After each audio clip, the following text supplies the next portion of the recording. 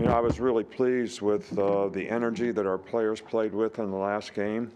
They could have come out and just said, look at who we're playing and, not played to the standard that we're trying to create, which we tried to emphasize. But I thought the energy and enthusiasm was good. I thought the execution was a lot better. I think we played a lot smarter. We're still working toward, and, each and every player can do this. Each and every coach can do this. I can do this toward, total consistency in playing to the standard that we want to play to. And the choice is do you want to build on the challenges of the future?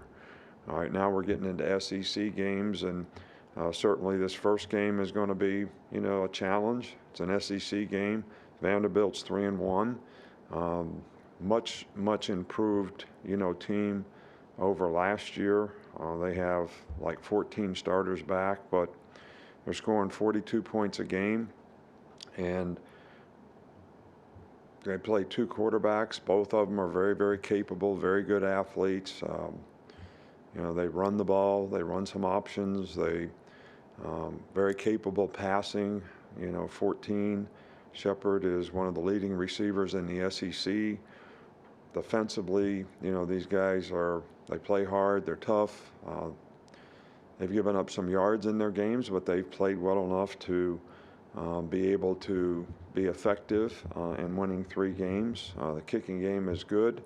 The punter is one of the leading punters in the country in terms of 48.9 yard average. Joseph has done a good job of kicking for him. So, this is a good all-around team and going to be a challenging game for us. Start on the right with Chase. My question's about the off-season preparation and scouting that you do for each opponent. How has the transfer portal impacted the usefulness of that body of work, if at all?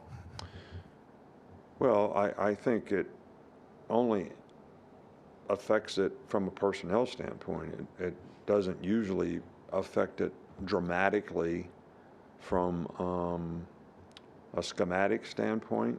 Technically, what does the other team do? Their offense or defense doesn't change dramatically unless they change philosophies, change coordinators, change personnel in some way to do that. But you don't know for sure who the players are going to be, in a lot of cases, and how they're going to use those players. Go in the middle with Michael. Yep. Through three games, what positional battles remain, and what will it take to resolve them? I'm not going to speculate on players and positions, and everybody's in competition. Nobody's entitled to a position. Everybody's got to go out and compete every day and play well and do the things they need to do to play winning football. And the more guys we get to do that, the better off we're going to be. So there's no personal matchups or battles that I'm care to discuss. Charlie, on the right. When you were looking at Tyler Steen when he was in the transfer portal, what did you like about his game when he was at Vanderbilt? Well, he's a very athletic guy. He's got really good power for his size, and he's a good pass blocker. A very smart guy. Understands, how to play fundamentally, use his hands, and has, played pretty consistently for us, in the 3 games that he's played, and certainly not disappointed us in any way, shape, or form. He's got a lot of experience, which I think helps. So, we're very pleased that he's here. Go in the back with Carrie. Hey, Coach, I know the players had a lot of fun with Will Anderson, getting his pick 6, and I want to know what's been the most fun about watching him. And I know you played defense in college. What are some of the assets that you see from Will that, back in the day maybe you wish you had? Well, Will's got great passion for the game, plays with great energy and enthusiasm. You love coaching guys like that, and I think it's infectious to other players on the team as, you see the reaction, from his teammates when, he has success and, scored a touchdown. We need to do more of that, not just Will, but everybody on defense, create more turnovers, make more big plays, make explosive plays, score on defense. I mean, those are really, really fun things for any defensive player. So I know it was really fun for Will and his teammates to see him do it. Mason. After the game, we saw Kyrie Jackson leave in a walking boot. I was wondering if you had any updates on his injury. Yeah, he sprained his ankle on the punt return. I think the one that Brian Branch ran back for a touchdown. I don't think it's significant, but when you have an ankle injury, you got to go day to day, and we'll see how he does, this week. Up front with Nick. Now that you've seen Jaheim Otis, a few games from him, what stood out about the way he's performed? He's done a good job. He's a young guy that has played really, really well. He's powerful. He's hard to block. I thought he probably played the best he's played on the most consistently that he played probably in this last game. So hopefully he'll continue to develop, and we can develop some other guys in the defensive line that provide more depth for us as well. In the middle with Nick Alvarez. What do you think's led to some of the success you guys have had when running tempo offensively this year? And has there been any discussion on maybe doing it a little bit more in non-2-minute situations? We have been an effective tempo team. That's something that's been good for us. It's something that we work on, that you really got to get the players to, get up and down, get ready, and go. I think, Bryce likes it when we do that. I think it's also beneficial when we spread the other team out and do that. So we just got to keep working on it and hopefully continue to make it an asset for us in the future in terms of how fast we play and how we execute. Far left with Steven.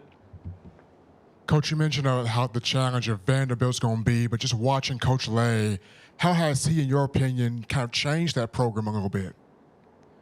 Well, I think he changed the whole culture of the program. Their players play really hard. They play with confidence. I think they believe in, what they're doing offensively, defensively, special teams, and I think culture is the biggest thing you try to establish in a program, and they've got some pretty good players. They got some experienced players that are back from a year ago. They got better skill guys than they normally have, better quarterbacks. And they're doing a really, really good job of coaching them, and they've got really challenging systems to defend against. Coach, we're going to go to Oscar. Oscar's here from Mexico City this week. Okay. Hello, Coach. Nice to meet you. Nice to meet you. Oscar Oscar. Clerica from Claro Sports in Mexico City and 17 countries in Latin America. It's a great pleasure. Could you say some words to all the fan base, Alabama fans in Mexico and Latin America? Did you know that we broadcast the games to 17 countries down south the border?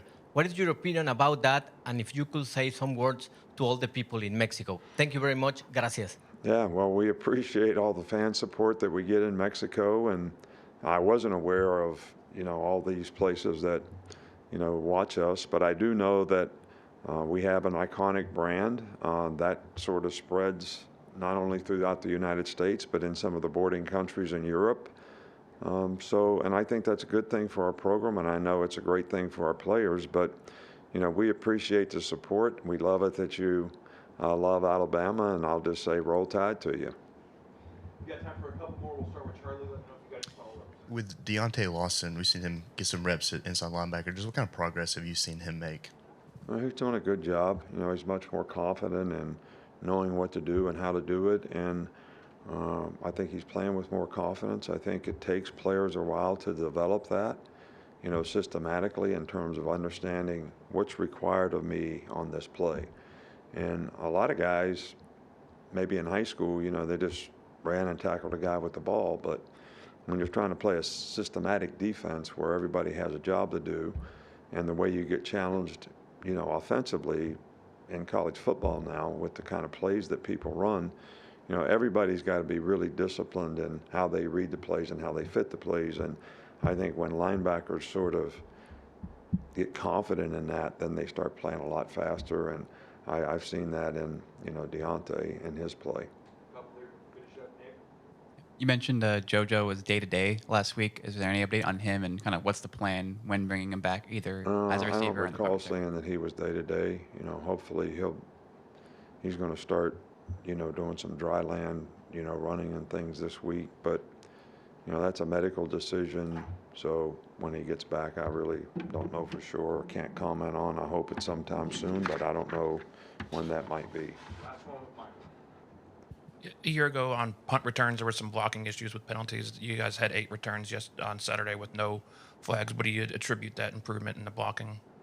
Well, it really comes down to judgment.